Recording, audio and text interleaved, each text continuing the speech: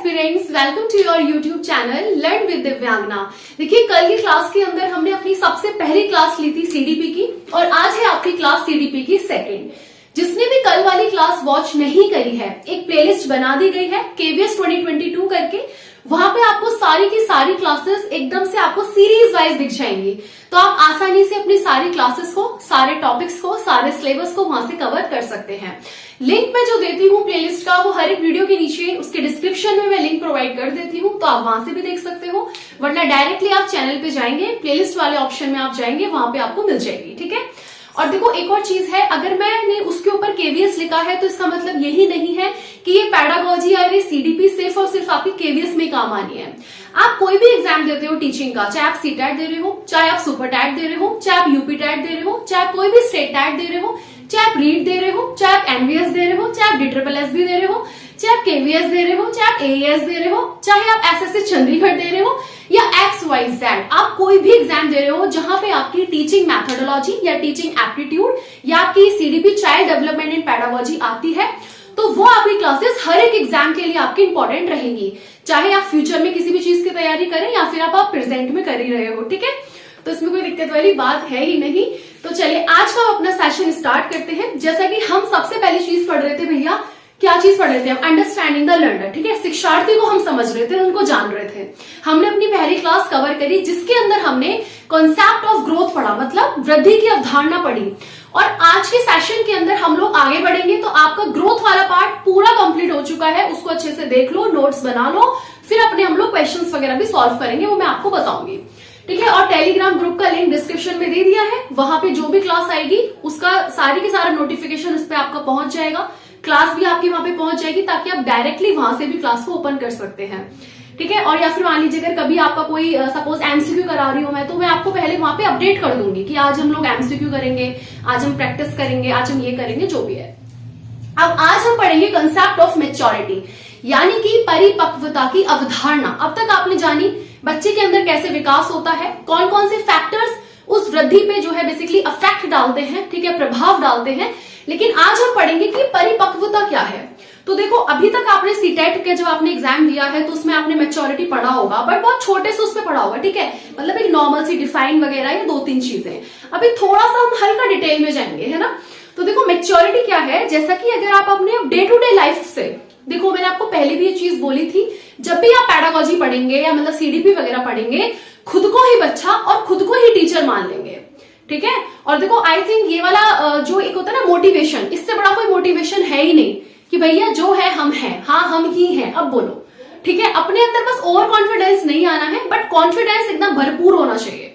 ठीक, तो अभी क्या है, आप हर चीज को, अपने को, सीडीपी को, ठीक है, अपनी डे टू डे लाइफ से कनेक्ट करके सीखो, तो आप बहुत आसान तरीके से कॉन्सेप्ट को पकड़ लोगे, उसकी गहराई तक चले जाओगे। ठीक है, अपने आप को ना, जो आप डेली, जो आपके डेली के डे टू डे जो टास्क होते हैं लाइफ में, उनसे आप जोड़ना सीख जाओ।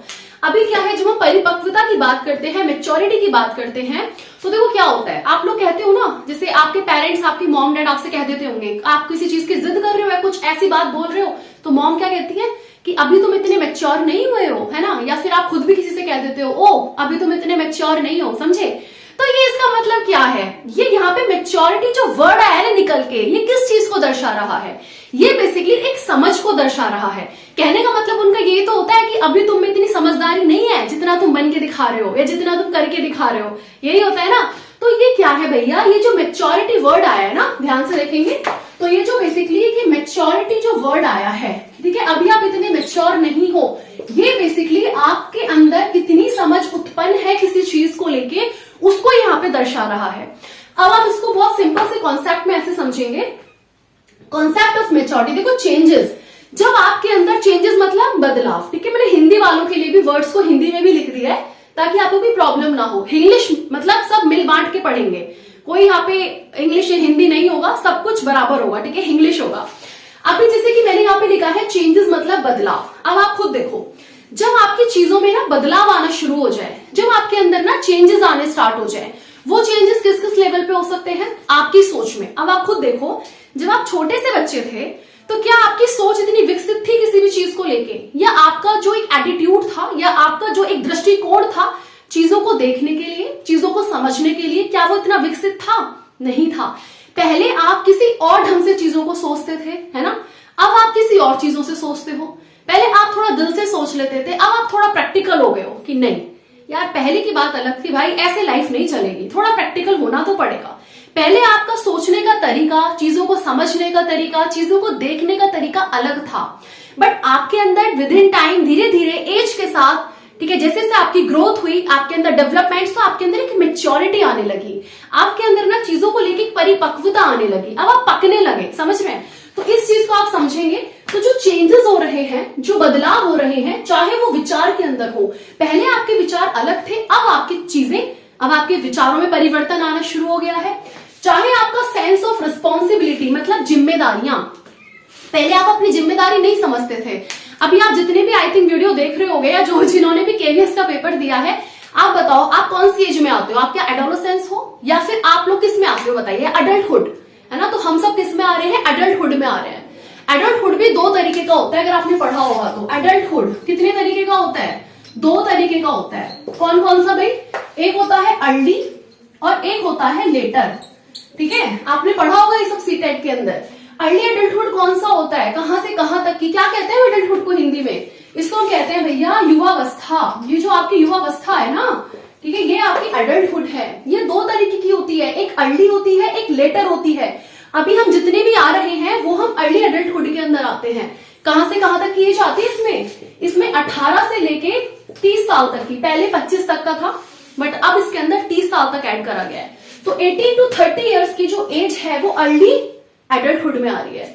उसके बाद फिर 30 से लेके 60 तक की जो आ जाती है वो लेटर के अंदर आ जाती है, और फिर उसके बाद आप लोग की ओल्ड एज स्टार्ट हो जाती है, ठीक है, तो जिसको वृद्धावस्था बोलते हैं। तो अभी जो है, अब देखो ये जो 18 से 30 वाली उम्र है आप लोग की, अब आपकी सोच में परिवर्तन है, अब आप एक रिस्पॉन्सिबिलिटी समझने लगे हो, अब आपका जो सेंस है आपके अंदर एक वो सूझबूझ होने लगी है ना, वो एक जिम्मेदारियों वाला जो सेंस है, जो समझ है, वो आपके अंदर उत्पन्न होने लगी है। कैसे, अब आपके अंदर क्या है भैया, पहले हम लोग को जॉब लेनी है, एक जॉब हो जाए, फिर अपनी शादी करेंगे, फिर आगे के प्रोसेस जो भी XYZ, तो ये सब क्या है भैया, सेंस ऑफ रिस्पॉन्सिबिलिटी, आपके अंदर जिम्मेदारी है, कल को आपके बच्चे होंगे, आपको उनकी जिम्मेदारियां उठानी है। तो आपकी क्या है, अब आपके ना चीजों में, आपके बिहेवियर के अंदर जो एक मेच्योरिटी आनी शुरू हो जाती है, जो फिजिकल एक्सपेक्ट्स में जो मेच्योरिटी आ रही है, जो आपके बिहेवियर के अंदर मेच्योरिटी आ रही है, जो आपके डेवलपमेंट के अंदर मेच्योरिटी आ रही है, वही ये मेच्योरिटी हो जाती है, ठीक है। यहाँ पे सेंस ऑफ रिस्पॉन्सिबिलिटी इंसान के अंदर आने लग जाता है। उसके बाद बेटर एबिलिटी टू एडजस्ट, किसी भी चीज को एडजस्ट करने की, एडजस्ट क्या करने की भैया, सीधी सी बात है, जो आपके डेली टास्क होते हैं लाइफ में, हर दिन कुछ ना कुछ चैलेंजेस आपको झेलने पड़ते हैं, कोई ना कोई टास्क होता है, उसको अच्छे से आप लोग एडजस्ट करने की एबिलिटी, एक क्षमता आपके अंदर क्या हो जाती है, बेसिकली समायोजित होने लग जाती है ना, आपके अंदर वो एक क्षमता आने लग जाती है, वो अपने आप से उत्पन्न होने लग जाता है। जैसे जैसे आपकी एज बढ़ेगी, आपके डेवलपमेंट्स होंगे, आपकी ग्रोथ एक टाइम पे आने पे रुक जाती है। मैंने बोला था ग्रोथ एक टाइम पे आने पे रुक जाती है। ग्रोथ एक डिसकंटिन्यूअस प्रोसेस है, जिंदगी भर नहीं चलेगा, रुक जाएगा। कब रुकेगा, मैच्योरिटी आने लग जाती है। अब देखो जो मैच्योरिटी होती है ना, वो ये नहीं होता कि भैया वो एडल्टहुड पे एकदम से आती है ना। एडल्टहुड पे तो मैच्योरिटी थोड़ी सी ना आपकी चर्म रेखा पे आ जाती है, मतलब आपके अंदर समझ अच्छे से विकसित होने लग जाती है, एक स्ट्रेंथ पकड़ लेती है, आप ऐसे कह सकते हो। वरना मैच्योरिटी आपकी शुरुआत से शुरू हो जाती है ना, जब आप माँ के गर्भ में होते हो तभी से वो बेसिकली स्टार्ट हो जाती है चीजों में आनी, आपकी फिजिकल ग्रोथ में आनी, आपके डेवलपमेंट्स में आनी। बट जब हम कहते हैं कि जब आपका वो एडल्टहुड वाला जो पीरियड आता है, जब वो आपकी युवावस्था आती है, उसमें जाके आपके सेंसेस, आपके सोचने का तरीका, आपका बिहेवियर, इन सब में ज्यादा अच्छे से वो डेवलपमेंट होने लगता है, आपकी समझ बढ़ने लगती है, आपके अंदर बदलाव आने लग जाते हैं। तो इसके अंदर आप एक और पॉइंट ये भी लिख सकते हो कि भैया ये एक बिहेवियर में भी चेंजेस लाती है। क्या लाती है, बिहेवियर में भी, है ना।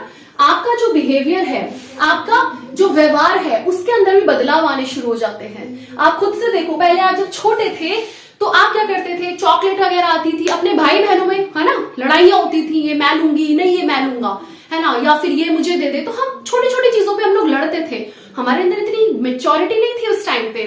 अब क्या है, अब घंटा फर्क नहीं पड़ता भाई, लो तुम ले लो, मेरी भी छोड़ो, तुम सब अपनी ले जाओ, सब ले जाओ तुम। तो अब आपके अंदर एक मेच्योरिटी है, अब आपकी चीजें एक परिपक्व होने लगी हैं, समझदारियां आपके अंदर बढ़ रही हैं, यही मेच्योरिटी आ जा रही है।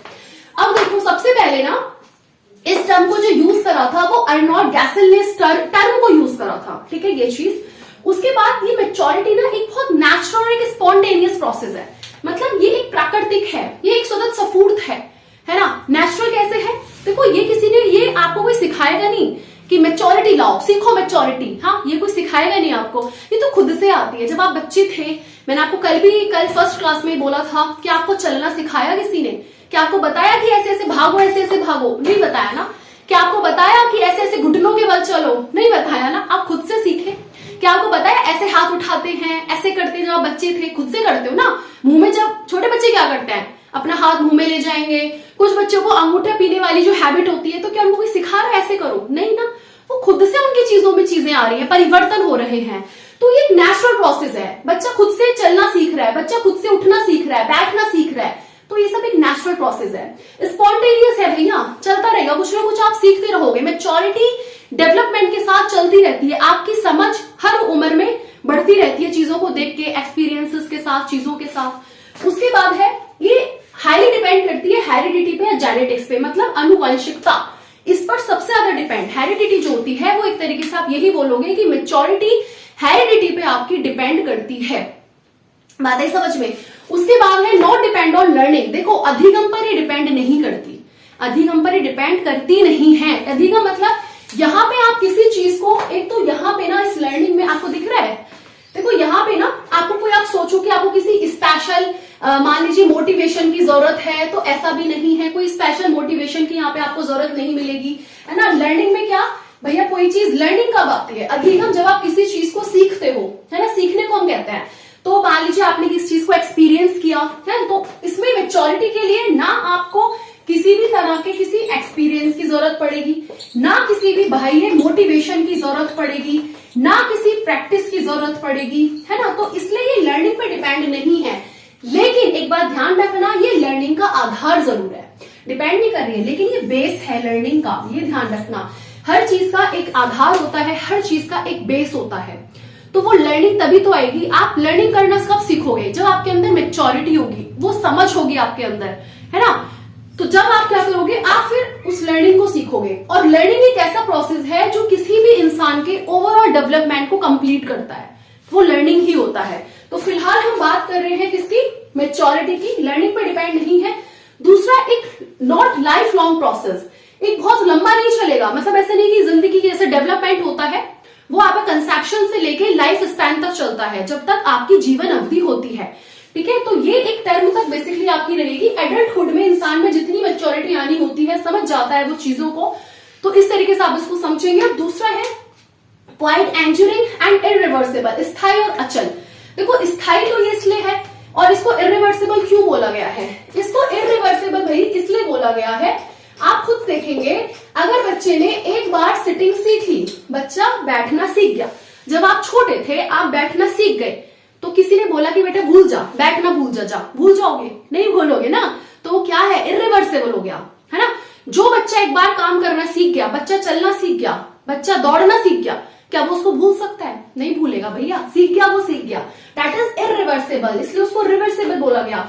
उसको क्वाइट एंड्यूरिंग बोला गया है, मतलब थोड़ी स्थायी है।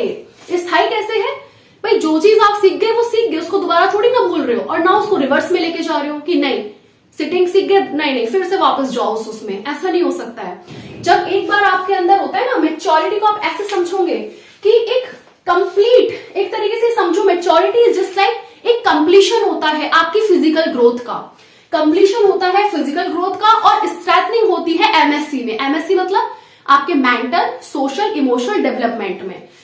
एक बार और इसको अगेन यहाँ पे हम एक बार अच्छे से देखते हैं, ठीक है। तो ये बेसिकली सारे के सारे पॉइंट्स हैं जो मैच्योरिटी को कवर करते हैं। ये आपकी ऑर्गेनिक ग्रोथ पर भी डिपेंड करता है, जो आपकी जैविक वृद्धि है, जो नेचुरल तरीके से जो है वो आपको आपकी उम्र के साथ जैसे आपकी ग्रोथ होती है, आपको मैच्योरिटी आनी शुरू हो जाती है। पहले वो इतनी नहीं होती, बट एक लेवल पे आने के बाद वो परिपक्व हो जाती है। उसके बाद है भैया मैच्योर ओवरऑल। मैच्योरिटी जो होती है वो ओवरऑल तरीके से मैच्योर बनाती है इंसान को। आप ऐसे समझेंगे, जो आपकी मैच्योरिटी है, ठीक है, इसके अंदर ना आपकी दो टर्म है, ये आप देखेंगे कौन कौन सी। एक होगी मान लीजिए कंप्लीशन, एक आप यहां पे लिखेंगे कंप्लीशन, ठीक है। मतलब किस चीज का कंप्लीशन? मतलब पूर्ण तरीके से क्या?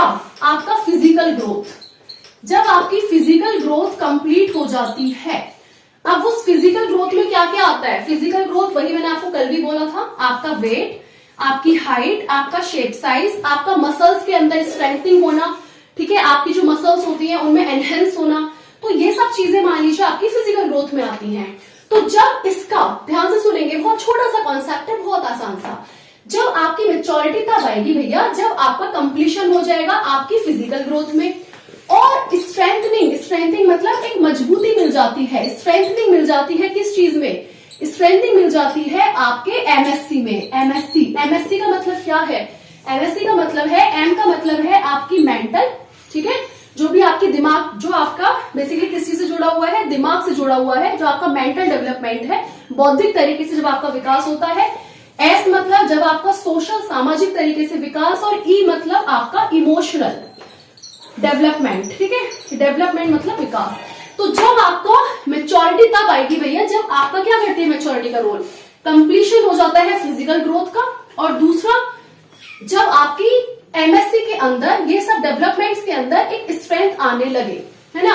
अब आप खुद देखो, अब आपका इतना मेंटली तरीके से आपका डेवलपमेंट हो गया है, सोशल तरीके से भी है, इमोशनल तरीके से भी है, तो यहाँ पे अब आपके साथ जो आ रही है इट इज मेच्योरिटी कम्स आ रही है, कंप्लीशन फिजिकल ग्रोथ का आपका कंप्लीट हो चुका है, ठीक है।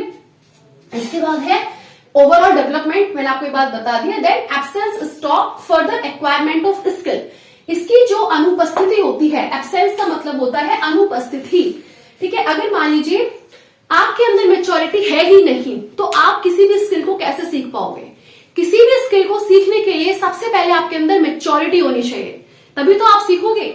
अब मान लीजिए जब बच्चे का ना एक फिजिकल डेवलपमेंट होता है, क्या होता है? एक फिजिकल डेवलपमेंट, ऐसे समझेंगे, जब बच्चे का एक फिजिकल डेवलपमेंट होता है, ठीक है, तो मेच्योरिटी हर तरीके से आती है, फिजिकल तरीके से भी आती है, साइकोलॉजिकल तरीके से भी है, हर फैक्टर्स में आती है। फिजिकल डेवलपमेंट में जब मैं आपको आगे डेवलपमेंट्स पढ़ाऊंगी तब मैं आपको अगेन सारी चीजें पढ़ाऊंगी। इसमें आपने पढ़ा होगा दो तरीके से आप लोगों की क्या होती है, आपकी मोटर स्किल्स होती है। एक होती है आपकी ग्रॉस मोटर स्किल्स, कौन सी motor skill? Gross motor skill, और एक होती है आपकी फाइन मोटर स्किल, ठीक है। डिफरेंस क्या होता है दोनों में, पहले ये समझेंगे। क्रॉस का मतलब होता है जहां पे हम अपनी बड़ी बड़ी मसल्स का यूज करते हैं किसी भी कार्य को करने के लिए, जैसे कि एग्जाम्पल रनिंग, ठीक है, हम भागते हैं तो उसमें हम अपनी बड़ी मसल्स का, ग्रॉस मसल्स का यूज करते हैं। इसी तरीके से मान लीजिए स्विमिंग, ठीक है, जब हम तैराकी करते हैं, तैरते हैं पानी में, तो भी हम अपनी बड़ी मसल्स का यूज करते हैं, और भी बहुत सारे एग्जाम्पल्स हो सकते हैं। ऐसी फाइन मोटर में क्या होता है, जब हम अपनी छोटी छोटी मसल्स का यूज करते हैं किसी भी काम को करने में, जैसे कि छोटी मसल्स भैया, मान लीजिए हम पेंटिंग कर रहे हैं तो उसमें हम अपनी छोटी मसल्स का यूज कर रहे हैं। मान लीजिए हम लोग स्टिचिंग कर रहे हैं, सिलाई वगैरह कर रहे हैं, ठीक है, तो उसमें भी क्या होता है, स्टिचिंग वगैरह हम करते हैं तो उसमें भी हम अपनी छोटी छोटी मसल्स का यूज करते हैं, और भी बहुत सारी चीजें, ड्राइंग कर रहे हैं, ये कर रहे हैं, वो कर रहे हैं, ठीक है। तो एक फिजिकल डेवलपमेंट में आता है, तो बच्चे का बेसिकली यहाँ पे भी तो उसके अंदर मेच्योरिटी होनी चाहिए, है ना। उसको पता है कि भैया जब वो अपना खाएगा तो अपने हाथ को अपने हाथ से खाएगा, है ना, जब वो लिखेगा तो ऐसे लिखेगा, चलेगा तो ऐसे चलेगा। तो ये सब क्या है भैया, ये जितनी भी स्किल्स हैं या जो भी चीजें हैं उनके अंदर मेच्योरिटी आना बहुत जरूरी है। और आप लर्निंग को तभी सीख सकते हो, आप अलग अलग नई नई स्किल्स को तभी सीख सकते हो जब आपके अंदर मेच्योरिटी होगी। मेच्योरिटी जो होती है वो एक बेस होता है लर्निंग का, याद रखना, मेच्योरिटी एक बेस है, it is a basis of learning, ठीक है, लर्निंग का आधार है भैया, सीधी सी बात है। पहले मेच्योरिटी, लर्निंग तभी कर पाओगे, किसी भी चीज को सीखोगे तब जब आपके अंदर मेच्योरिटी होगी, तब आप उस चीज को सीखोगे। और लर्निंग जो होता है वो ओवरऑल डेवलपमेंट को कंप्लीट करता है ना। तो आप इस चीज को देखेंगे, इसमें लर्निंग में मेच्योरिटी के अंदर आपको किसी भी बाह्य मोटिवेशन की जरूरत नहीं पड़ेगी कि भैया कोई अलग से मोटिवेशन आपको दे रहा है, किसी एक्सटर्नल अराउजल ऑब्जेक्ट्स की यहाँ पे आपको जरूरत नहीं पड़ेगी। ये खुद से ही बच्चा सीखता है, खुद से उसकी ग्रॉस मोटर स्किल्स काम करना शुरू करती हैं, खुद से फाइन करती हैं, उसका डेवलपमेंट होता है ग्रॉस टू फाइन। तो ये सब क्या है, ये सब आपके फिजिकल चीजों में जो मेच्योरिटी आ रही है ना। मेच्योरिटी का जो मेन आप ये भी कह सकते हो कि भैया जो आपके बिहेवियर के अंदर जो चेंजेस लाती है वो मेच्योरिटी है, आपके डेवलपमेंट में जो चेंजेस ला रही है वो आपकी मेच्योरिटी है। तो ये इसका एक पूरा कॉन्सेप्ट था। आई होप कि आपको समझ आया होगा। इसके बाद हम आगे पढ़ेंगे इसके टाइप्स क्या क्या होते हैं, कितने प्रकार की है, ठीक है, कौन कौन से फैक्टर्स इस पे डिपेंड करते हैं, सारी चीजें मतलब थोड़ा डेप्थ तरीके से पढ़ा जाएगा। तो इसको आप लोग एक बार नोट करेंगे अपनी कॉपी में। हम लोगों ने अपना कवर करा है कंसेप्ट ऑफ मैच्योरिटी, ठीक है। अब हम लोग पढ़ेंगे टाइप्स कौन कौन से होते हैं मैच्योरिटी के या फिर मैचुरेशन के, तो इस चीज को हम लोग यहाँ पे कवर करेंगे। अब देखो एक मिनट, पहले मैं इस चीज को हाइड कर लेती हूँ। पहले आप मेरी बात एक चीज ध्यान से सुनना। मैंने आप लोगों के भी एक्चुअली कमेंट देखे थे, ठीक है, फर्स्ट वाली अपनी क्लास पे। तो एक तो thank you and thank you so much, आप लोगों का बहुत अच्छा रिस्पॉन्स आया, तो बड़ा अच्छा लगा। दूसरी चीज मैंने आपको बोला था कि आप लोग रिव्यू देना, है ना, कि मतलब आप लोगों को सही से दिख रहा है या नहीं, चीजें ठीक से विजिबल है या नहीं। तो एक चीज आई थी वो था कि थोड़ा सा जो फॉन्ट साइज है, मीन्स जो मैंने लिखा वो थोड़ा सा छोटा था। तो देखो ये बात सच है कि मैंने थोड़ा सा पहले छोटा भी लिखा था। एक तो उसके पीछे दो रीजन थे। पहला तो ये था कि बोर्ड मेरा थोड़ा सा छोटा है एक्चुअली ना, ऑनेस्टली सेइंग मेरे को पता नहीं था कि कितने साइज का बोर्ड होना चाहिए क्या, तो मैं अपने हिसाब से जाके ले आई मार्केट से। तो बट बाद में मुझे फील हुआ कि नहीं यार एक इससे भी बड़ा आता है ना, तो वो वाला मुझे लाना चाहिए था। तो अभी मैं क्या करूंगी, सोच रही हूँ कि न्यू ईयर पे चेंज कर लूं इसको, तो थोड़ा बड़ा वाला ले आती हूँ ताकि एक बार में थोड़ी ज्यादा चीजें उस पे आ जाए, है ना। और दूसरी चीज ये थी कि उस पे ना मेरे को एक्चुअली बहुत सारे पॉइंट्स को मेंशन करना था, तो इसलिए भी मैंने थोड़ा सा छोटा छोटा लिखा। तो आप लोग क्या करना, जिससे अगर आपको वो ठीक से नहीं दिख रहा हो ना, तो अपने वीडियो की जो क्वालिटी होती है ना, वीडियो क्वालिटी, उसको थोड़ा सा बढ़ा लेना, तो थोड़ी सी चीजें आपको विजिबल हो जाएंगी आसानी से, ठीक। बाकी देखो आप लोगों के कमेंट्स के बाद मैंने अब इस वाले पार्ट में थोड़ा सा, देखो आप खुद देखो, मैंने थोड़ा फॉन्ट साइज बढ़ा दिया है। तो अब आप मुझे अगेन कमेंट करके बताना कि आपको ये वाला साइज दिख रहा है या नहीं, ठीक है। तो आई होप कि ये आपको थोड़ा सा दिख रहा होगा, ठीक है। तो इसलिए मैंने थोड़ा सा बड़ा बड़ा लिखने की ट्राई करा है।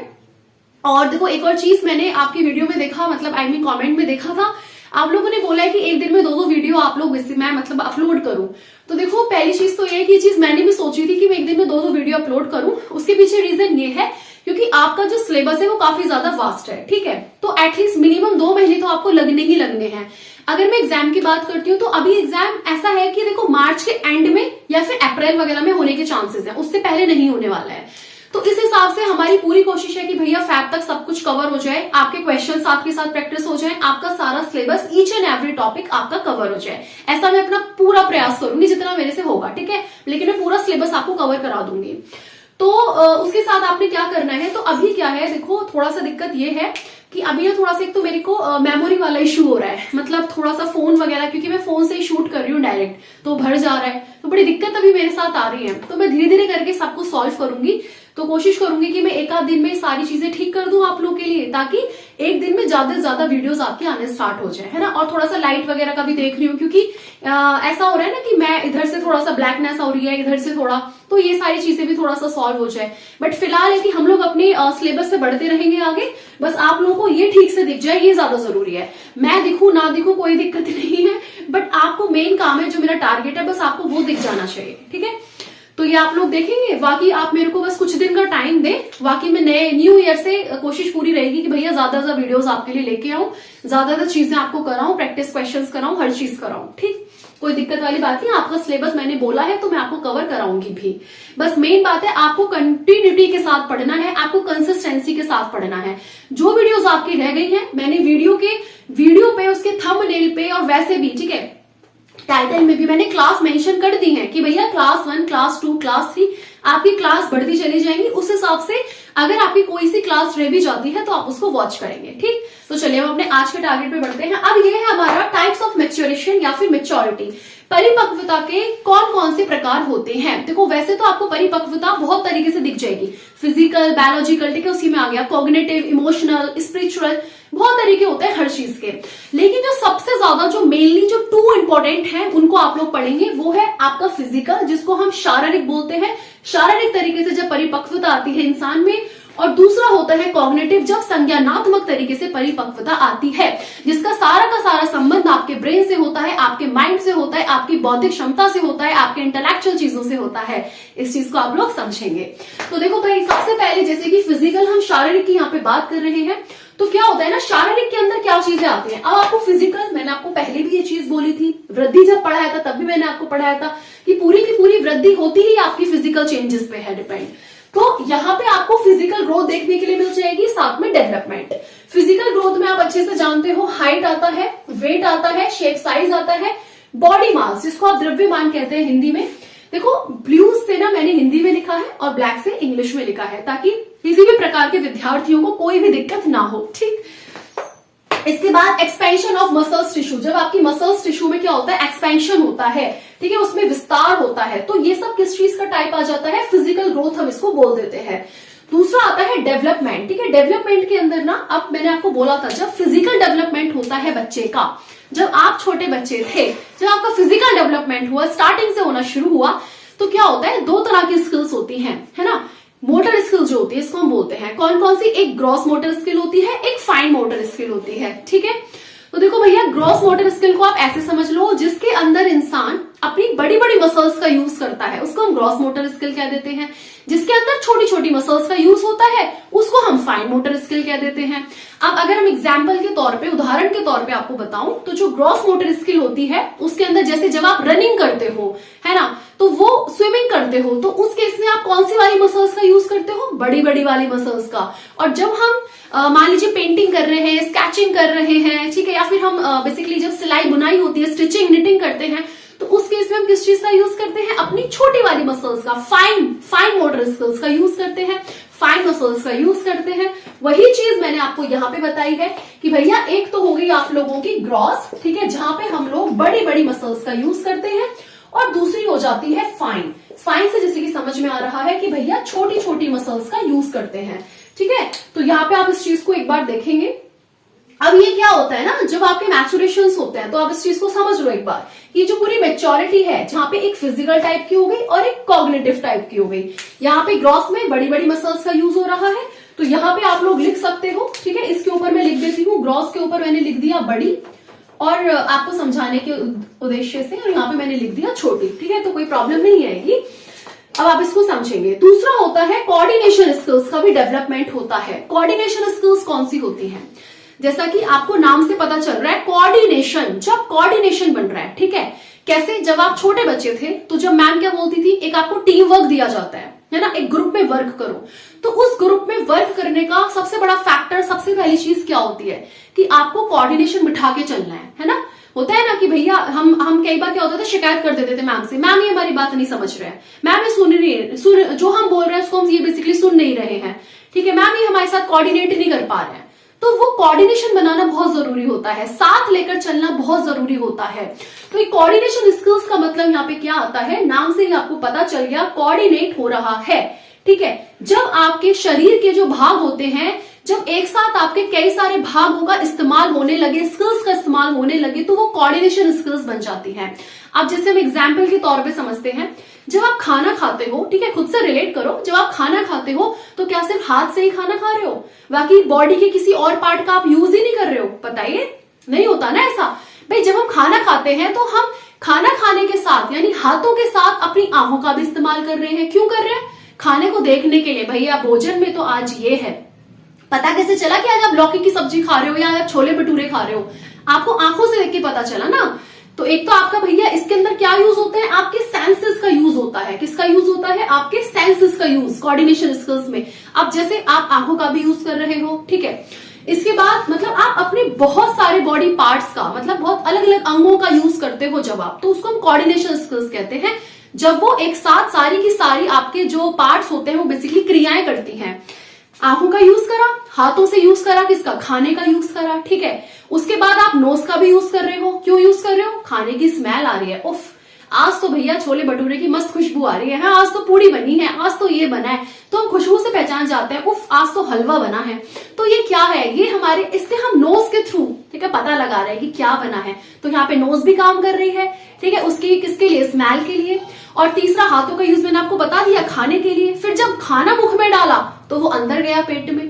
तो हर चीज का कुछ ना कुछ यूज हो रहा है, सारे के सारे फैक्टर्स एक साथ कंबाइन हो जा रहे हैं और तब मिलके अपना एक कोऑर्डिनेशन बना रहे हैं। तो इसलिए मतलब वो एक कोऑर्डिनेशन स्किल्स में भी बेसिकली आपकी मैच्योरिटी देखी जाती है। सीधी सी बात, ये फैक्टर, ये पॉइंट्स आपके खत्म हुए। बात करते हैं कॉग्निटिव की, मीन संज्ञानात्मक तरीके से।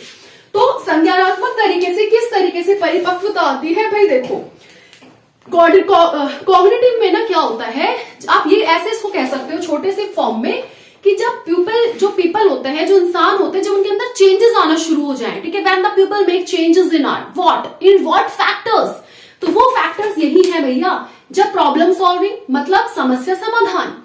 अब आप अपना देखोगे कि ये जो कॉग्निटिव है, इसका संबंध आपके ब्रेन से है, आपके इंटेलेक्चुअल चीजों से है, आपके बौद्धिक, ठीक है, आपके विकास से है।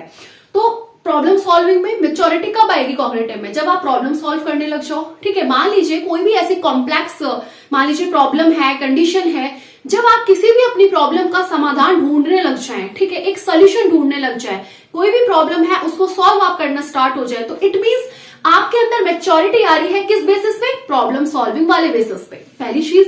दूसरा है भैया एटीट्यूड, मीन्स दृष्टिकोण। अब किसी भी चीज को देखने का एटीट्यूड आपका क्या है, आप किसी चीज को किस तरीके से देखते हो, ठीक है, ऑन बिहाफ ऑफ व्हाट, ठीक है, उसका बिहेवियर, उसकी चीजें, आपने किसी चीज के प्रति अपनी कैसी विचारधारा बना रखी है, तो वो चीज है। मीन्स मान लीजिए किसी ने आपसे बोला कि भैया ये जो इंसान है, ठीक है, मान लीजिए आप नहीं जानते हो, किसी ने बोला ये तो इंसान बड़े बदतमीज टाइप का है, इनसे मत बात करो। बचपन में क्या होता था, छोटे छोटे जब क्लासेस में थे तो बड़ी आदत होती थी इधर उधर की खुसर फुसर करने की, चुगलियां, लड़कियों को बड़ी आदत होती है वो चुगलियां टाइप करने की, है ना, ऐसे कान में, बहन ये तो बड़ी ऐसी है, ये तो बड़ी वैसी है। तो हमने ना एक अपना, हम क्या बना लेते थे, अपना माइंड मैप कर लेते थे, एक अपना उस इंसान के प्रति दृष्टिकोण बना लेते थे। हाँ सही कह रही है तू, ऐसी होगी ये, बेशक हम नहीं जानते पर नहीं, सही कह रही है तू। तो ये दृष्टिकोण है कि आप किसी चीज के प्रति अपना कैसी वो करने लगो, ठीक है। तो जब आपके एटीट्यूड के अंदर बदलाव आने शुरू हो जाए, ठीक है, यहाँ पे आप सबसे बड़ी चीज लिखोगे कि when people make changes in our, ठीक है, जब बेसिकली चेंजेस अगर होने लग जाए, क्या लिख सकते हो, चेंजेस अगर होने लग जाए, बदलाव आने लग जाए आपकी प्रॉब्लम सॉल्विंग में, आपका तरीका चीजों को सॉल्व करने का बदल जाए, आपका दृष्टिकोण, आपकी विचारधारा किसी चीज को देखने की बदल जाए, आपका थिंकिंग पैटर्न्स मैंने हिंदी में लिख दिया है सोच स्वरूप, ठीक। देखो यहाँ पे हो सकता है शायद लाइट का रिफ्लेक्शन आ रहा होगा, तो ये लास्ट में बता दूंगी आपको एक बार। तो ये थिंकिंग पैटर्न्स क्या होता है, सोच स्वरूप। अब थिंकिंग दो तरीके की होती है भैया, एक होती है पॉजिटिव, एक होती है नेगेटिव।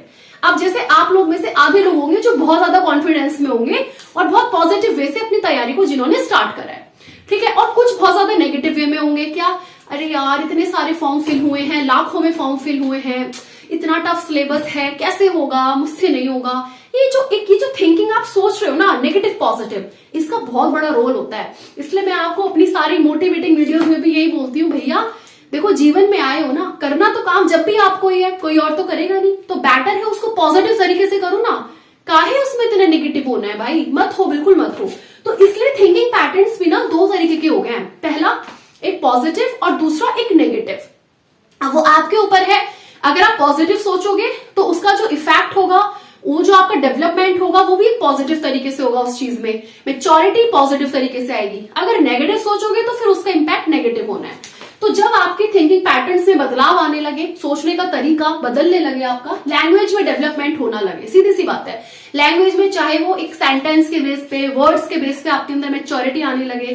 जब एक छोटा बच्चा होता है तो पहले वो कुछ नहीं बोल पाता है ना, ता पा माँ, हर किसी को मम्मी, हर किसी को पापा, या कुछ वर्ड्स वो बोलता है। फिर जैसे जैसे उसकी एज बढ़ती है, अपनी एज के साथ, अपनी स्टेजेस ऑफ डेवलपमेंट के साथ क्या होता है, उसके अंदर चेंजेस आते हैं। फिर वो वर्ड बोलना शुरू कर देता है। फिर वर्ड से वो थोड़ा बेशक तुतला के बोले, काट के बोले, टूट कैसे भी वो बोले, स्टिल फिर वो सेंटेंसेस पे आ जाता है। फिर देखो फिर तो वो पट पट पट पट बोलता रहता है। तो क्या है ये सब, आपकी चीजों के अंदर आपकी लैंग्वेज डेवलपमेंट होने लगी है ना, आपकी भाषा के अंदर परिवर्तन आने लगा है। उसके बाद रीजनिंग स्किल, जिसको हम कहते हैं तर्क कौशल, जिसके अंदर मान लीजिए आपकी कोई भी एक इंटेलेक्चुअल तरह की चीजें हैं, किसी भी चीज को आप किस तरीके से बेसिकली सॉल्व कर दे रहे हो, है ना, किसको आप किस तरीके से बेसिकली समझ रहे हो, जो एक आपकी रीजनिंग स्किल्स हैं वो आपकी बेसिकली डेवलप होने लग जाती हैं। जजमेंट्स है, मतलब आप किसी चीज के प्रति जो एक निर्णय ले रहे हो, अभिवृत्ति जो है, किस तरीके से आप किस चीज का जजमेंट ले रहे हो, तो वो सब चीजों के अंदर ही कॉग्निटिव संज्ञानात्मक तरीके से जब चीजें आपके अंदर बदलने लगे तो ये आपके कॉग्निटिव के अंदर आ जाता है और ये मैच्योरिटी का एक टाइप हो जाता है। ऐसे ही मान लीजिए मेमोरी, मेमोरी क्या होती है ना, मेमोरी बेसिकली दो तरीके की होती है, ठीक है। यहाँ पे देखो, वहां पे जगह नहीं थी तो मैं यहाँ पे लिख रही हूँ, देखना। मेमोरी जो होती है बेसिकली ये भी आप लोगों की किसी तरीके की होती है, जो स्मृति होती है। एक आपकी होती है सेंसरी, ठीक है, सेंसरी मेमोरी। एक होती है आपकी शॉर्ट, एक होती है आपकी लॉन्ग। इसको ध्यान से समझेंगे सब लोग। देखो जो सेंसरी मेमोरी होती है ना, इसमें क्या होता है, इसमें आप सेंस ऑर्गन्स का यूज करते करते हो, अपने सेंसेस का यूज करते हो, जैसे कि आपको इसके नाम से पता चल रहा है सेंसोरी, ठीक है, इसके नाम से आप देख रहे हो कि यहाँ पे आप अपने सेंसेस का यूज करोगे। देखो जो मेमोरी होती है ना, बेसिकली जो सेंसरी मेमोरी होती है, ये बहुत शॉर्ट टर्म के लिए मेमोरी होती है। ये मतलब ऐसे समझ लो, एक एग्जांपल देती हूँ मैं आपको। जैसे मान लीजिए आप थोड़ी देर के लिए अपनी आंखों पे दोनों हाथ रख लो टाइट तरीके से, ठीक है, और फिर थोड़ी देर बाद आप उसको हटा दो, तो एकदम से ना एक इमेज फॉर्म हो जाएगी, है ना, ऐसे हाथों की सी इमेज बनेगी, बस वो थोड़ी देर के लिए बनेगी, कुछ सेकंड्स के लिए, और वो एकदम से गायब होगी। तो वो कौन सी मेमोरी के अंदर आई जो इमेज बनी? That is called sensory memory, ठीक है। बहुत मतलब शॉर्ट पीरियड ऑफ टाइम के लिए, बिल्कुल सेकंड के लिए जो आपके दिमाग में चीजें रह जाती हैं, तो वो आपकी इसके अंदर आ जाती हैं। दूसरा होता है भैया शॉर्ट मेमोरी। शॉर्ट मेमोरी में क्या, कोई भी ऐसी चीज जो आपकी शॉर्ट मेमोरी तक है, मतलब ऐसा नहीं है कि आप उसको जीवन भर याद रख रहे हो, है कुछ कुछ चीजें आपके साथ ऐसी हैं जो आपको याद होंगी पहले, बट अब आप भूल गए हो, ठीक है, क्योंकि वो आपके लिए इंपॉर्टेंट नहीं थी, उसका कोई यूज नहीं था आपकी लाइफ में, तो सोचा भाई निकालो, क्यों उसको सोचना जबरदस्ती, बात खत्म। तो कुछ जो basically short period of time के लिए होती हैं, और तीसरी होती है भैया लॉन्ग, जो बेसिकली लंबे समय के लिए होती है ना। अब कितनी सारी आपके साथ ऐसी घटनाएं हुई होंगी जो बिल्कुल आपके दिमाग में फिट हो गई हैं, आप बहुत चाहते हो उस चीज को निकालना, आप सोचते हो कि यार ये चीज मेरे माइंड से निकल जाए, मुझे इस बारे में सोचना ही नहीं है, बट क्या करें, वो लॉन्ग टर्म मेमोरी वो कॉन्शियस के अंदर आके, कॉग्निटिव माइंड में अंदर आके बैठ चुकी है, तो उसका करे क्या इंसान, समझ रहे? तो जो चीज बिल्कुल लंबे समय के लिए रह जाती है, बहुत सारी ऐसी चीजें होती हैं, यादें होती हैं जिन्हें इंसान चाह के भी नहीं निकाल पाता, तो वो एक लॉन्ग टर्म मेमोरी में आ जाती है। तो ये बेसिकली आपके कॉग्निटिव के ही टाइप्स में आ जाती है। उसके बाद है इंफॉर्मेशन प्रोसेसिंग। इंफॉर्मेशन किस तरीके से होती है आपके ब्रेन में? इंफॉर्मेशन होती है किस तरीके से प्रोसेस होती है इंफॉर्मेशन? जैसे सबसे पहले वो क्या लेगी, सबसे पहले जो आता है इंफॉर्मेशन में भी ना चार पार्ट होता है, तो एक बार उसको आप लोग देखेंगे ताकि आपको समझ में आ जाए, ठीक है। एक मिनट रुके, हाँ यस। तो मान लीजिए अगर मैं इंफॉर्मेशन की बात कर रही हूं, तो देखिए सबसे पहले आपके ब्रेन में क्या होगा, सबसे पहले कोई भी इंफॉर्मेशन है उसको आप लोग अटेंड करोगे, तो जिसको हम लोग बोलते हैं अटेंडिंग। सबसे पहले इंफॉर्मेशन आई, कोई इंफॉर्मेशन, वो आपने अटेंड करी, अटेंड होने के बाद भैया वो इनकोड हो गई, तो इसको आप बोलेंगे एनकोडिंग, ठीक है। माइंड जो होता है ना अंदर आने के बाद फिर उसके अंदर कोड स्टार्ट हो जाता है ना, इस तरीके से, तो दैट इज कॉल्ड इनकोडिंग। उसके बाद भैया वो इंफॉर्मेशन स्टोरिंग में चली गई, ठीक है, इनकोड हो गई, इंफॉर्मेशन आ गई, चीजें अंदर के प्रोसेस सारा हो गया, देन फिर वो स्टोर हो गई, तो दैट्स कॉल्ड स्टोरिंग। और लास्ट में आ जाता है आपका रिट्रीवल। क्या आ जाता है? रिट्रीवल, ठीक है, रिट्रीवल। इसमें क्या होता है आपका बेसिकली, इसके अंदर क्या होता है, जो भी आपकी इंफॉर्मेशन आई है उसको आप पूर्ण दोबारा से यूज कर सकते हो, वो एक लंबे समय तक के लिए आपकी रह जाती है। जो भी डेटा इंफॉर्मेशन आपने लिया है वो आपके अंदर बेसिकली रहेगा, आप चाहे उसको कभी भी यूज करके, जब भी आपकी बेसिकली आवश्यकता के अनुसार आप उसको यूज करेंगे। तो ये सारी चीजें जो है लाइक इंफॉर्मेशन प्रोसेसिंग हो गया, मेमोरी, जजमेंट्स, ये सब कॉग्निटिव के अंदर आ जाते हैं। जब मनुष्य के अंदर ये सब चीजों के अंदर चेंजेस आने लगे तो वो आपका कॉग्निटिव मैच्योरिटी में चला जाता है। कहने का मतलब सिर्फ इतना सा है।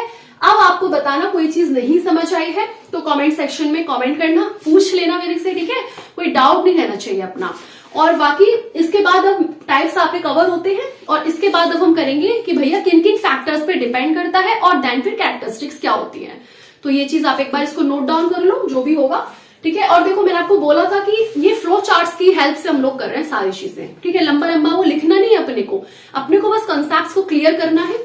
और ये फ्लो चार्ट्स के फॉर्म में आप भी इतने कि शॉर्ट फॉर्म बेसिकली नोट्स कैसे बनाएं, तो वो नोट्स जो बनाते हो ना, तो हम लोग नोट्स कैसे बनाते हैं, आप लोग पूरी पूरी बुक, आधी से ज्यादा बुक छाप के रख देते हो अपनी कॉपी में, तो वो शॉर्ट नोट, उसे नोट्स नहीं कहते।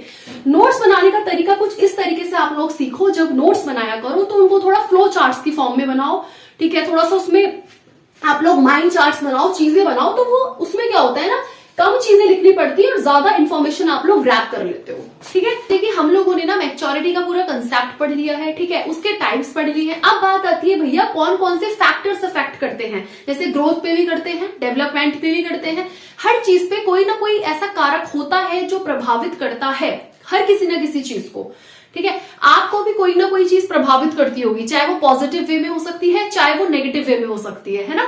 जैसे जब आप पढ़ने बैठते हो तो आपको कौन सी चीज डिस्ट्रैक्ट करती है, वो कौन से कारक है जो आपको एक नेगेटिव वे में डिस्ट्रैक्ट करते हैं। जैसे सबसे पहले आपका फोन है ना, उसके अंदर बहुत सारे अलग अलग एप्स, इंस्टाग्राम, फेसबुक, ये वो, जिसको हम सिर्फ स्क्रॉल करते रहते हैं।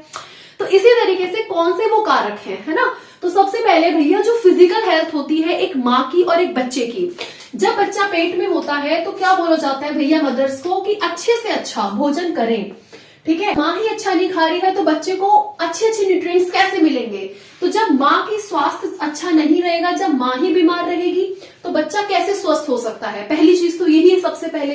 तो इसलिए माँ का, ठीक है, मतलब मदर प्लस बेबी दोनों की हेल्थ अच्छी होनी बहुत जरूरी है एक मेच्योरिटी, अच्छी मेच्योरिटी के लिए। अगर दोनों की हेल्थ अच्छी होगी तभी बच्चे की भी हेल्थ अच्छी होगी, तभी उसका जब उसकी ग्रोथ होगी, उसके अंदर अच्छे से ग्रोथ होगा, उसके अंदर अच्छा डेवलपमेंट होगा। तो ये सब चीजें सबसे पहले हेल्थ पे डिपेंड करेगी भैया। दूसरी चीज आती है भाई न्यूट्रिशनल जो वैल्यूज है फूड में, है ना। देखो जितना अच्छा आप लोग खाओगे, ये चीज भी तो मेच्योरिटी पे डिपेंड करती है ना। जब आप लोग माँ के वोम में होते हो तो उस इन दैट केस माओ को क्यों बोला जाता है कि भाई अच्छे से अच्छा खाओ, ताकि जो बच्चा है वो भी स्वस्थ पैदा हो, है ना। जब स्वस्थ बच्चा होगा तो उसके जितने भी बॉडी पार्ट्स हैं, जितने ऑर्गन्स हैं, सबका अच्छे से विकास होगा, उसका डेवलपमेंट अच्छे से होगा, उसकी ग्रोथ अच्छे से होगी। तो ये चीज हो गई। दूसरा भैया न्यूट्रिशनल वैल्यूज इन फूड, आप कितना पौष्टिक आहार खाते हो। सीधी सी बात है, जो लोग अच्छी डाइट नहीं खाते हैं या फिर जिन लोगों को किसी भी चीज किसी भी वजह से एक अच्छी डाइट नहीं मिल पाती है, तो उनका जो विकास होता है वो सामान्य बच्चों से जिनको अच्छी डाइट मिलती है उससे उनसे थोड़ा स्लो होता है। उनका जो डेवलपमेंट होता है वो पूरी तरीके से परिपूर्ण नहीं होता है, आप इसको ऐसे समझेंगे। इसलिए जो न्यूट्रिशनल वैल्यूज आपके फूड में होना बहुत जरूरी है, वो न्यूट्रिशंस आपके फूड में होने चाहिए जो आपकी ग्रोथ में आपको बेसिकली हेल्प करेंगे, है ना। हम क्या कहते हैं कि भैया कैल्शियम दूध पिया करो, क्यों, हाइट बढ़ेगी, हड्डियां मजबूत होंगी। क्यों कह रहे हैं दूध को, क्योंकि दूध के अंदर एक न्यूट्रिशनल वैल्यू है, उसके अंदर कैल्शियम पाया जाता है ना, इसलिए तो हम बोल रहे हैं ना। इसी तरीके से अलग अलग चीजें हम बोलते हैं कि भैया ये खाओ वो खाओ, इसके अंदर ये न्यूट्रिएंट्स है, इसके अंदर वो न्यूट्रिएंट्स है, ताकि अच्छी ग्रोथ हो। जब ग्रोथ अच्छी होगी तो डेवलपमेंट भी अच्छा होगा। इसीलिए उसके बाद आता है एक्सपोजर टू वेरियस स्टिमुली। देखो स्टिमुली जैसे दो तरीके से, इंटरनल एक्सटर्नल, दो तरीके से कि आप किस तरीके से किसी चीज के प्रति किस तरीके से आप रिस्पॉन्स कर रहे हो। आपने स्टिमुली और रिस्पॉन्स, उद्दीपक, और ये आपने सुना है ना, आपने सीटेट के टाइम पे पढ़ा होगा ये सारी चीजें, उद्दीपन और ये सब चीजें जो होती हैं। तो ये बेसिकली इनका जो बहुत अलग अलग स्टिमुलियन का जो एक्सपोजर है, ठीक है, जितना ज्यादा जिस हिसाब से मिलेगा उस हिसाब से वो आपकी मेच्योरिटी को भी बेसिकली क्या करेगा, इफेक्ट करेगा। उसके हिसाब से आपकी जो मेच्योरिटी होगी वो बेसिकली इफेक्ट हो जाएगी। इसके बाद ट्रेनिंग अपॉर्चुनिटीज। देखो ट्रेनिंग अपॉर्चुनिटीज का जो बेसिकली रोल है, क्योंकि जो ट्रेनिंग होता है वो एक, अगर आप मेच्योरिटी की बात करें तो मेच्योरिटी एक बेसिस है, एक आधार है किसका, ट्रेनिंग का, है ना। सबसे पहले मतलब लर्निंग का एक आधार है, और जो लर्निंग होती है वो किस चीज से आती है, मैंने आपको बताई थी। जो लर्निंग होगी वो भैया ट्रेनिंग से आएगी, ठीक है, एक्सपीरियंस से आएगी, वो बेसिकली प्रैक्टिस से आएगी। तो ये इन सब चीजों से आपकी क्या होती है, लर्निंग आती है। ट्रेनिंग से आएगी, प्रैक्टिस, एक्सपीरियंसेस और चीजों से, ठीक है। तो मोटिवेशन भी होगा ये उसमें एक फैक्टर। तो ये सब चीजें हैं। तो जो ट्रेनिंग अपॉर्चुनिटीज जो दी जाती हैं वो भी मेच्योरिटी को अफेक्ट करती है कहीं ना कहीं, क्योंकि ट्रेनिंग से क्या होता है, ओवरऑल स्किल्स जो है बच्चे की वो बेसिकली डेवलप होती है, ठीक है। अगर उसको कोई नई चीज सीखनी है, उसका एक्सपीरियंस करना है, तो उसको उसके लिए ट्रेनिंग करनी पड़ेगी। तो किसी भी नए स्किल्स को सीखने के लिए मेच्योरिटी का होना भी तो जरूरी है। अगर आप उस चीज पे, उस लेवल पे आप मेच्योर हैं, अगर आप फिजिकल तरीके से मेच्योर हैं, अगर आप मेंटल तरीके से मेच्योर हैं, तभी तो आप किसी भी न्यू स्किल्स को आप लोग क्या कर सकते हो, अटेन कर सकते हो, उसको सीख सकते हो। तो इसीलिए ट्रेनिंग अपॉर्चुनिटीज का भी इस पे एक रोल होता है, ठीक है। तो ये बेसिकली आप लोगों के फैक्टर्स हैं। जब फैक्टर्स के बाद अब हम लास्ट में पढ़ेंगे दैट इज कैरेक्टरिस्टिक्स। देखिए अभी हमने क्या क्या चीज पढ़ ली है मेच्योरिटी की। हमने सबसे पहले उसका कंसेप्ट पढ़ा, ठीक है, कि एग्जैक्टली परिपक्वता होती क्या है। उसके बाद हमने क्या पढ़ा, उसके टाइप्स पढ़ लिए कि भैया कौन कौन से प्रकार हैं, ठीक है। उसके बाद हमने फैक्टर्स पढ़ लिए कि कौन कौन से कारक उस पर बेसिकली प्रभावित करते हैं उसको। और उसके बाद लास्ट में अब हम लोग पढ़ेंगे दैट इज कैरेक्टरिस्टिक्स, कि भैया कौन कौन सी विशेषता है जिसको आप लोग देखते पता लगा सकते हो कि हाँ ये जो कंसेप्ट है ये बेसिकली मैच्योरेशन का कंसेप्ट है ना। तो देखो सबसे पहली जो चीज आती है वो होती है आपका एक सम है, दैट इज किसका, एक जीन इफेक्ट का सम है। देखो ये बात मैंने आपको पहले भी बताई थी स्टार्टिंग में कि जो हेरिडिटी होती है उससे आपकी मैच्योरेशन हाईली रिलेट करती है, बहुत ज्यादा उससे उसका संबंध होता है। तो यहाँ पे आप इस चीज को भी लिख सकते हो कि it is related to heredity, ठीक है, हेरिडिटी से बहुत हाईली इसका संबंध होता है। उसके बाद देखिए जो आपके जीन्स होते हैं ना उनका असर आपके मैच्योरेशन पर, ठीक है, कि जो आपकी जो मैच्योरेशन होगा उसका जो प्रोसेस है किस तरीके से रहने वाला है, तो ये आपके जो जीन्स इफेक्ट के जो सम है, यानी कि अनुवांशिक गुणों का प्रभाव भी आपके मैच्योरेशन पर पड़ता है। ठीक है, इसके अंदर पूरा एक नेट सम होता है एक उस टाइम पीरियड के लिए, ठीक है, जहां पे बच्चे की एक मैच्योरिटी आ रही होती है, जहां पे उसको परिपक्वता आ रही होती है, उसके अंदर एक साइकोलॉजिकल फिजिकल डेवलपमेंट उसके अंदर होने शुरू हो जाते हैं। तो ये वाली चीज इसमें आ जाती है। दूसरा है, मैंने आपको पहले भी बोला था कि ये एक ऑटोमेटिक प्रोसेस है ना, मतलब ये खुद से चलने वाली प्रक्रिया है, एक स्वचालित प्रक्रिया है। इसको मतलब आप खुद से नहीं चला रहे हो, है ना। अब किसी बच्चे ने, अगर मान लीजिए बच्चा चलना सीखता है तो वो आपने उसको सिखा रहे हो, वो तो खुद से ही चलना सीख गया, वो खुद से ही बैठना सीख गया, वो खुद से दौड़ना सीख गया है।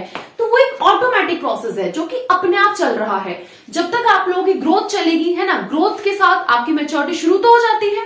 ग्रोथ जब आप लोगों की रुक जाती है तब आपकी मैच्योरिटी एक आना शुरू हो जाती है, आपको एक समझ आना शुरू हो जाती है जब आप उस स्टैंडर्ड एज के अंदर एंटर कर जाते हो।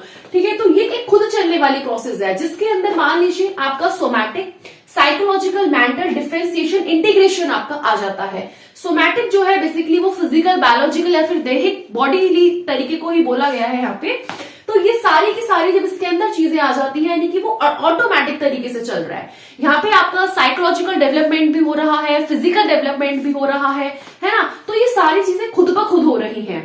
उसके बाद अगर आप देखोगे तो भैया तीसरा आपका ग्रोथ एंड डेवलपमेंट में तो इसका रोल है ही है, सीधी सी बात, वृद्धि एवं विकास। ग्रोथ में जैसे आपका स्ट्रक्चरल वाली चीजें आती हैं, संरचनात्मक तरीके से जो चीजें हो रही हैं, ठीक है, इसी के साथ जो मनोवैज्ञानिक तरीके से जो चीजें हो रही हैं, इसी के साथ जो फंक्शनल तरीके से मतलब कार्यात्मक तरीके से जो आपकी चीजें हो रही हैं, तो वो आपकी ग्रोथ एंड डेवलपमेंट को बेसिकली दर्शाती है और इसपे आपकी मैच्योरिटी भी इफेक्ट करती है ना। कि मान लीजिए अगर आपकी जो आपकी फिजिकल सपोज जो ग्रोथ है, ठीक है, मान लीजिए आपका फिजिकल डेवलपमेंट है, आपका जो शारीरिक विकास है, आपका जो आपका मानसिक जो विकास हो रहा है, ठीक है, अगर आपके ये दोनों विकास बहुत अच्छे से वर्क करते हैं, आप बहुत अच्छे से इसमें आपका डेवलपमेंट है, ठीक है, तो आपकी क्या होगी, जो मैच्योरिटी होगी वो और अच्छे से आपकी क्या होगी, परिपक्व हो जाएगी। तो यानी जितनी अच्छी आपकी ग्रोथ है, आपका डेवलपमेंट है, उतनी ही अच्छे तरीके से आपके अंदर मैच्योरिटीज आने लगेंगी। तो वही चीज है, ये सारे के सारे कैरेक्टरिस्टिक्स है।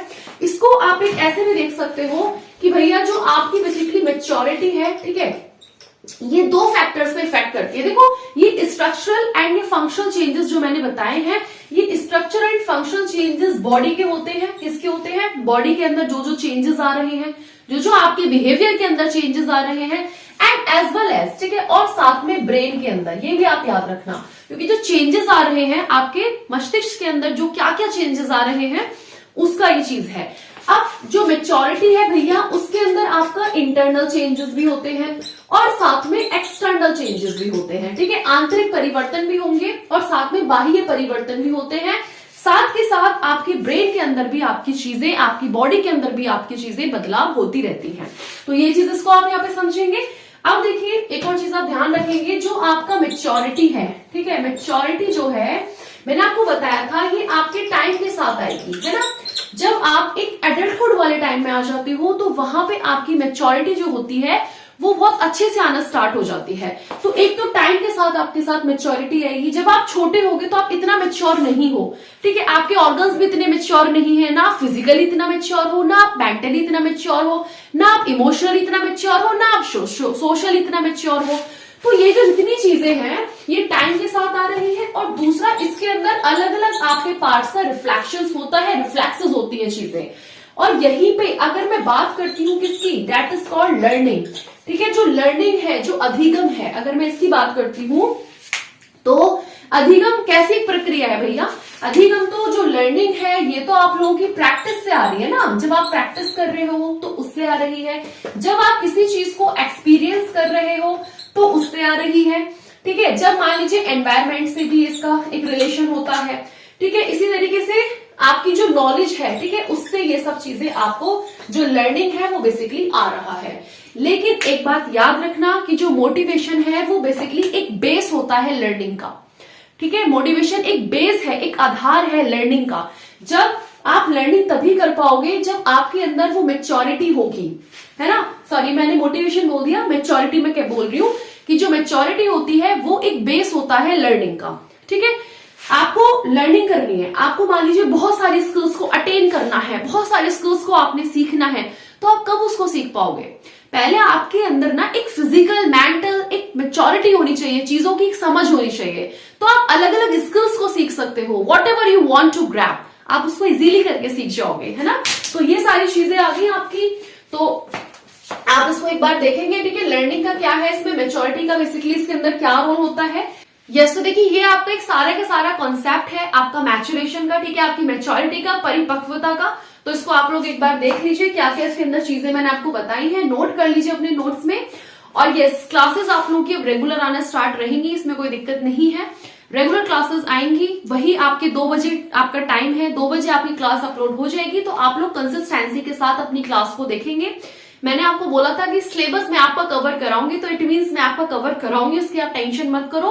बस रेगुलर तरीके से अपनी क्लास देखो, नोट्स बनाओ और फिर उन चीजों को रिवीजन करो और फिर ज्यादा से ज्यादा अपने क्वेश्चंस की प्रैक्टिस करो, जो आपके केवीएस में लास्ट ईयर आ चुके हैं, जो अदर एग्जाम्स में भी आपकी पेडागोजी आई है, सबकी आप लोग एक बार प्रैक्टिस कीजिए, ठीक है। तो उस तरीके से आपकी जो तैयारी होगी वो अच्छे से स्ट्रांग हो जाएगी। इसके अलावा अगर आपको कोई भी डाउट आता है तो कमेंट सेक्शन आपका बिल्कुल फ्री था, ठीक है, इसमें कोई जीएसटी नहीं है, फ्री था, फ्री है, फ्री रहेगा, कोई टैक्स इस पे नहीं है। आराम से आप अपने डाउट्स पूछ सकते हैं, कमेंट पूछ सकते हैं, जो भी है, ठीक है। इसके अलावा टेलीग्राम ग्रुप मैंने प्रोवाइड कर ही दिया है, लिंक आपका डिस्क्रिप्शन में मिल जाएगा। प्लेलिस्ट का लिंक भी आपको इस वीडियो के डिस्क्रिप्शन में मिल जाएगा, वहां से जाके अगर आपकी कोई वीडियो रह भी जाती है तो आप अपनी वीडियो को वहां से कवर कर सकते हैं। अपना पूरा सिलेबस आप लोग कवर करेंगे, अच्छे से पढ़ेंगे, पॉजिटिविटी के साथ पढ़ेंगे, कोई भी नेगेटिविटी, नकारात्मकता अपने अंदर नहीं लेके आएंगे, ठीक है। आप लोगों का बहुत अच्छे से आपका एग्जाम क्वालिफाई भी होगा। बस जो अदर सब्जेक्ट्स है उनको भी बहुत अच्छे से कवर करो और बाकी अपनी डेली प्रैक्टिस करो, ठीक। एंड यस, रिवीजन सबसे ज्यादा जरूरी है। रिवीजन पढ़ेंगे सब, लेकिन वही सिलेक्शन लेके जाएगा जो बार बार चीजों को रिवाइज करेगा। ग्रैब सब कर रहे हैं, बट उसको अपने माइंड में रख कौन कितना रहा है, वो चीज यहाँ पे इंपॉर्टेंट है। तो आप इस चीज को देखेंगे। सो चलिए, wish you all the very best, stay happy and stay blessed. Thank you so much.